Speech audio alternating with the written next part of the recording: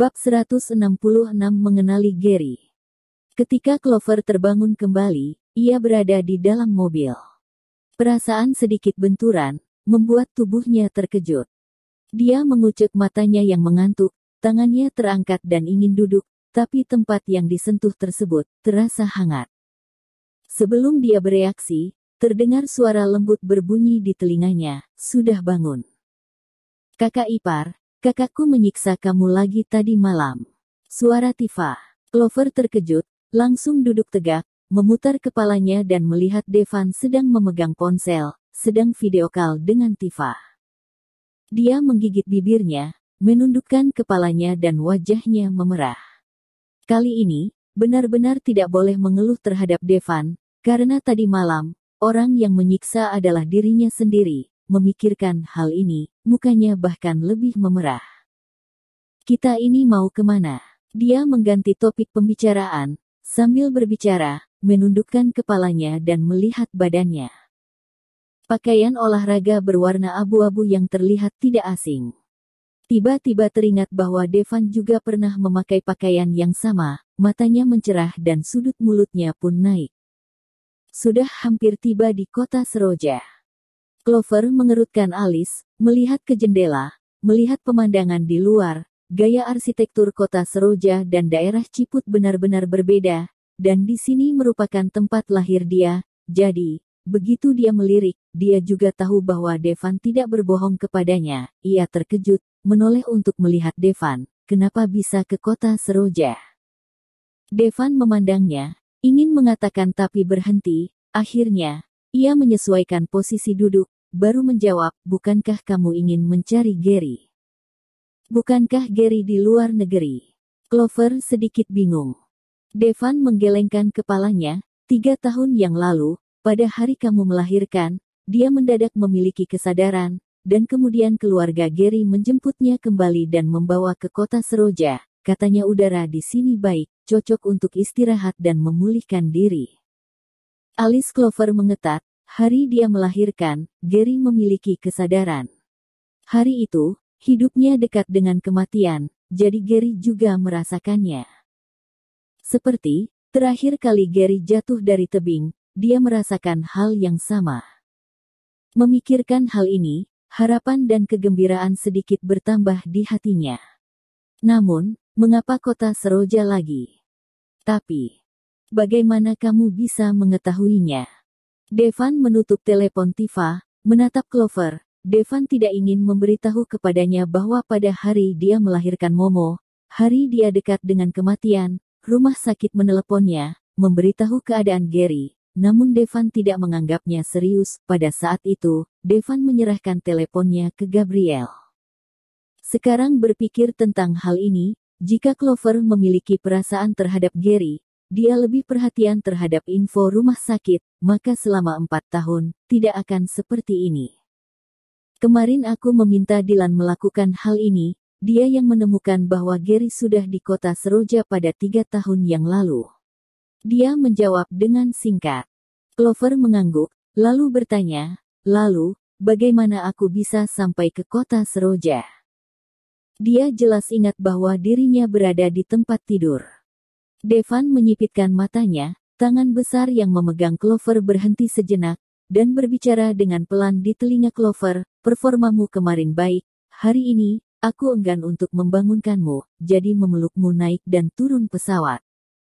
Clover menelan ludah dan berpura-pura tidak mengerti, mengganti topik pembicaraan, "Itu, berapa lama lagi kita sampai?" Clover sudah berpikir banyak sekali cara mencari hubungannya dengan Gary, tetapi belum pernah mencoba satu cara yang ini. Ketika mereka tiba di rumah sakit, Gary sedang ditahan oleh 4 atau 5 orang yang kuat, berlutut tepat di depannya.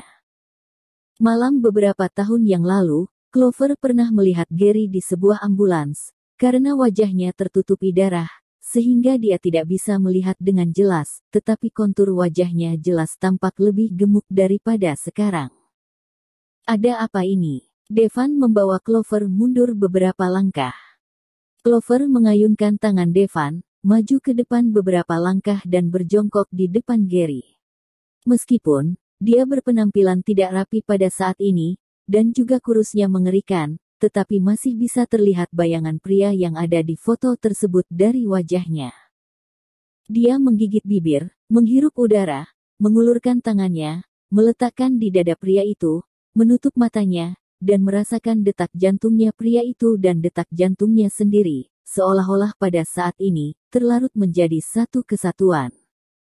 Dan, pria yang baru saja marah, saat ini melihatnya dengan sangat tenang. Kakak, Clover dengan lembut menggerakkan bibirnya, dan suara rendah meluap dari bibirnya yang merah.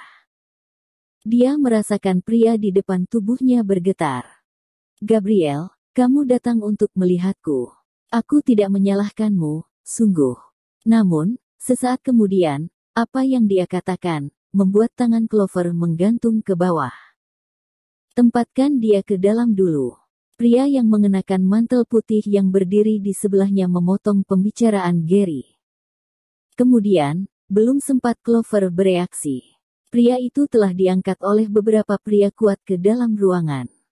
Dia menoleh dengan panik dan menatapi Devan, mereka. Devan memberikan gerakan di bibir untuk larangan berbicara. Membantu Clover berdiri, lalu memandang ke dokter di depannya. Kami ingin membawanya pergi. Devan berbicara langsung ke intinya. Dokter tidak mengenal Devan, tetapi dia bisa melihat dari auranya yang kuat bahwa identitasnya pasti tidak biasa. Kemudian mengangguk, aku akan segera memanggil pimpinan, silakan tunggu sebentar. Setelah dokter pergi, Clover melihat ke seluruh halaman. Rerumputan yang lebat, cat dinding di luar sudah banyak yang telah rontok, sampah ada di mana-mana. Berdiri dari beberapa meter jauh, sudah dapat mendengar suara kebisingan dan teriakan. Di sini bukan sanatorium, jika tidak dilihat dari dekat, lingkungan ini bahkan tidak sebagus pabrik industri biasa. Sanatorium adalah tempat untuk orang yang memiliki penyakit kronis.